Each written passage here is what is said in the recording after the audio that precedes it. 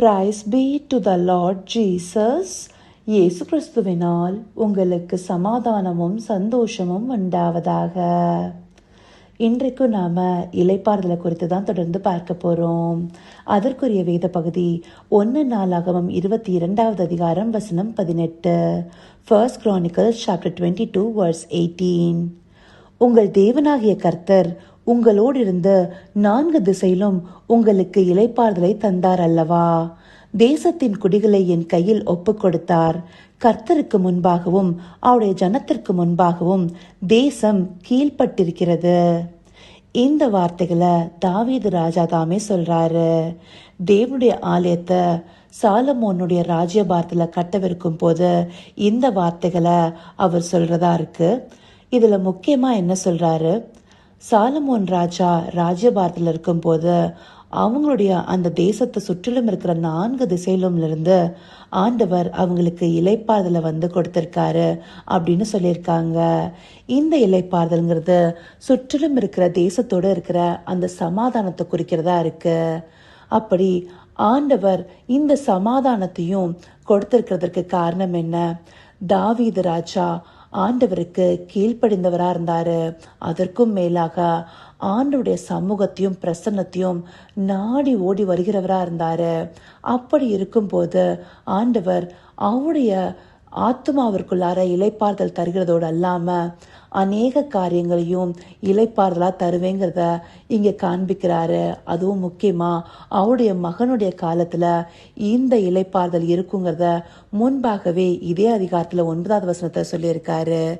இதோ உனக்கு பிறக்க போகிற குமாரன் அமைதியுள்ள புருஷனாய் இருப்பான்.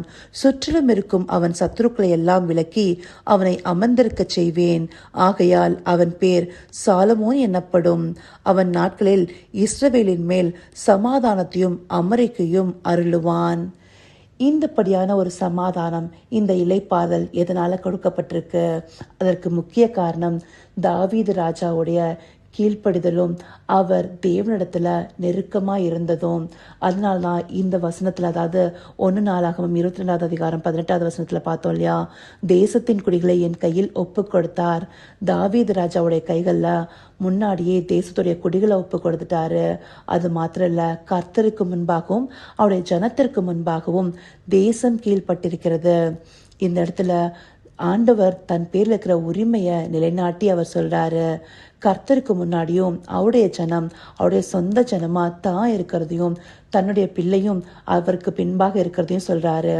அவங்களுக்கு தேசமும் கீழ்பட்டிருக்கிறதுன்னு சொல்லிட்டு, அப்போ நாம ஆண்டவருக்கு கீழ்ப்படிந்து அவருடைய வார்த்தைகளை பின்பற்றி அவரோடு இணைந்திருந்தோமே ஆனால் நிச்சயமா நம்முடைய ஆத்மாவுக்கு மாத்திரம் இல்ல, நம்மை சார்ந்த எல்லா காரியங்களிலுமே இளைப்பாறுதல் கொடுப்பாரு.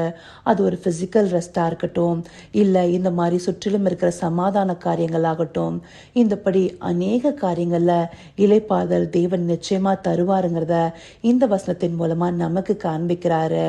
முதலாவதா நம்முடைய ஆத்மாக்குள்ளார தேவனை நாடி ஓடி இளைப்பாறுதலை பெற்றுக்கொண்டோமே ஆனால் நமக்கு இது எல்லாம் ஆட்டோமேட்டிக்கா கிடைச்சிரும்.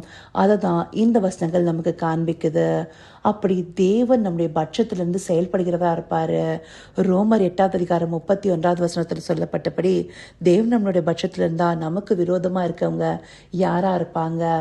அது இந்த வசனம் நம்மளுக்கு தெளிவுபடுத்துது இல்லையா? என் கர்த்தருடைய உடன்படிக்கை பெட்டி எங்கெல்லாம் உங்களை நடத்திட்டு போகுதோ இளைப்பாறுதல ஸ்தலத்தையும் அந்த பெட்டி காண்பிச்சிருக்கு இல்லையா? அதுவே தேவனுடைய பிரசன்னமா இருந்திருக்கு. அது ஒரு பிசிக்கல் ரெஸ்டையும் காண்பிச்சிருக்கு. எதனால? அங்க மோசே, யோசுவா இவங்க எல்லாருமே தேவனுக்கு கீழ்ப்படிந்தவர்களா இருந்தாங்க. அப்படி யார் ஒரு நடத்துற லீடரா இருக்காங்களோ அவங்களுடைய கீழ்ப்படுதல்னாலும் தேவனோடு அவங்க கொண்டிருக்கிற ஐக்கியத்தினாலும் ஒரு இளைப்பாறுதல் எல்லா காரியங்களுக்குள்ளாரையுமே கட்டிடப்பட்டிருக்கு இல்லையா? அது அவங்கள சார்ந்திருக்கிற அந்த கொடிகளுக்கும் கிடைக்கப்பெறுகிறதா இருக்கு. இத தேவன் நமக்கு காண்பிச்சு நாம அவருடைய வார்த்தைக்கு கீழ்ப்படிந்து அவருடைய கட்டளைகளை கை கொண்டிருந்து நாம அவரோட ஐக்கியப்பட்டிருந்தோமே ஆனால் நமக்கும் நம்முடைய ஆத்மாவில் மாத்திரம் இல்ல சகல காரியத்திலையும் இளைப்பாறுதலை கட்டிடுவாரு அப்படிங்கிறத காண்பிக்கிறாரு.